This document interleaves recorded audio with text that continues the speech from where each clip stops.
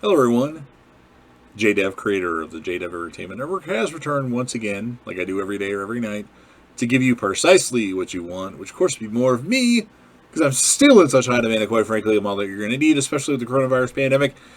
Giving everybody my thoughts on last night's UFC and Jacksonville Fight Night card, headlined by Glover Teixeira versus Anthony Lionheart Smith. But before I talk about that main card, if you haven't watched it yet and you don't want to know the results, then I suggest that you stop watching this video to avoid any forthcoming spoilers. So, from what my recollection is, I'm just going to be talking about the main card. I will talk about there was a gruesome injury where somebody's calf got cut open last night.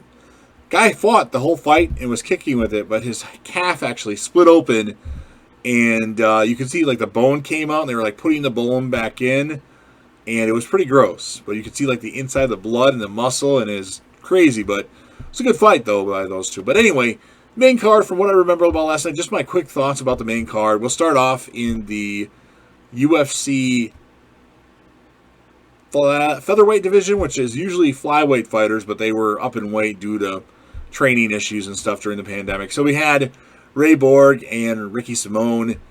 Ricky Simone looked really good in this fight. He's very explosive and very quick, and it's crazy that he actually lost to Uriah Faber and another guy, because I foresee him being a huge challenge in the bantamweight division because he's normally a bantamweight guy going forward. So that was an entertaining fight. We saw Drew Dover fight Angel Hernandez. Drew Dover won. He looked great. He looked phenomenal. He knocked him out.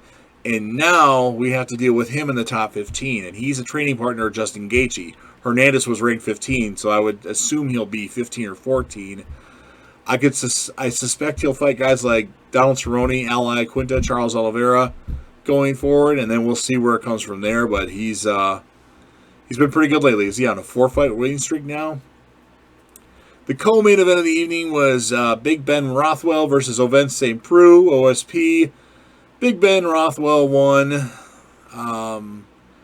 It was boring in the first round, and then it started picking up. Ovince St. Preux, all he was really doing in the first round and the second round was just throwing a left high kick. That's all he was really doing in the fight, from what I noticed, until the end when he started picking it up, but it was a little too late, as Rothwell did win.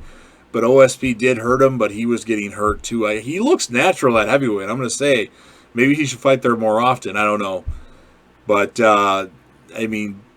Rothwell challenged Alexei Olenek after the fight, and I would assume that they'll make that fight because it just seems like a fight that would headline a fight night card.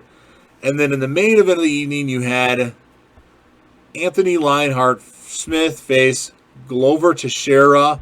Teixeira was on a 3-fight winning streak. Anthony Smith comes out in the first round and just hits him with everything but the kitchen sink. But I think he ran out of gas. If I remember correctly, after the first round, he's sitting with his arms up on the fence like that, or standing with his arms up on the fence, like he emptied the gas tank. And then from there, Glover Teixeira just took over. The old man, Glover Teixeira, at 40 years old, after the first round, dominated Anthony Smith. Now, a lot of people say that fight should have been stopped by the referee Jason Herzog. Smith was doing just enough to defend himself because Glover Teixeira wasn't unloading on him. He would do little things and then go for something else, like submissions, where Smith could just hold his hands. I think Jason Herzog should have came over to the corner after the third round and said, look, you need to show me something, otherwise I'm not going to let this continue. But the fight went 4 rounds plus a minute or two. Teixeira was putting a domination on Anthony Smith. And I think Anthony Smith is one of the most legit guys in the light heavyweight division. But he got beat by Teixeira. And I could certainly think, there's a point in the fight where Smith actually gave the referee his teeth. He got 1, possibly 2 teeth knocked out, and he actually gave them to Jason Herzog. If I'm Jason Herzog, I would look to stop that fight at some point.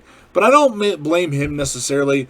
I think his cornermen should have stopped the fight, especially after the 4th round. You ain't going back out there but he took a lot of unnecessary damage. But again, Glover Teixeira didn't necessarily empty out the gas tank on him. He was doing things like punching a few times and then go for submissions where Smith could just hold his hands, and maybe that's why. But pretty crazy outcome. I was going to do a quick prediction on my phone before that fight started, but I didn't. I would have got that wrong because obviously I would have picked Anthony Smith to beat Glover Teixeira. But that's why they have the fights, because of things like that. So pretty fun card. Of course, we got Walt Harris versus Overeem on Saturday night.